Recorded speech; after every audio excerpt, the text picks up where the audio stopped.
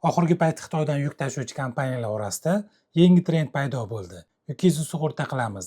Biror narsa bo'lsa 100% javob beramiz. Eshitgan bo'lsanglar kerak, to'g'rimi? Hozir men sizlarga bu qo'sh tirnoq ichidagi sug'urta qanaqa ishlashi va ular sizni qanaqa qilib sog'ishayotganini tushuntirib beraman. Global nufuzli transport kompaniyalari shundoq ham sug'urtasiz ishlolmaydi. Bu qonun. Lekin ayrim kompaniyalar buni o'ziga qo'shimcha daromad manbai qilib olgan. Ular sizga ikkita taklif berishadi.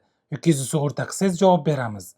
Yukimni sug'urta qilmasamchi desangiz, unda sal javob bera olmasligimiz mumkin deb qo'yishadi. Lekin hech qachon javob bermaymiz deyishmaydi. Ular sizdan yuk narxini 2-3% sug'urta badali deb olib, cho'ntagiga uradi. Yukingiz yoki o'tib ketadi, yoki kirib ketadi. Eng qizig'ini eshiting. Agar siz ularni shu sug'urtasiga ishonib qanaqadir lyuks kopiyani bersangiz va uni bojxona ushlasa, hech qaysi rasmiy sug'urta kompaniya kontrafakt tovarlarga to'lov qilmaydi. Yukingiz tushsa, bojxona musodara qildi.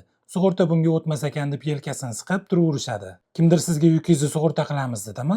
Darhol so'rang. Qaysi sug'urta kompaniyasi bilan shartnomang bor?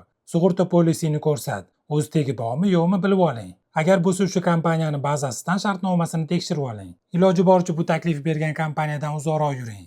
Agar yukingizga bu narsa bo'lsa, sug'urta polisini olishing kerak edi deb turaverishadi. Manfaatli bo'lgan bo'lsa obuna bo'ling. Bundan ham qiziqarli ma'lumotlarni bilib olasiz.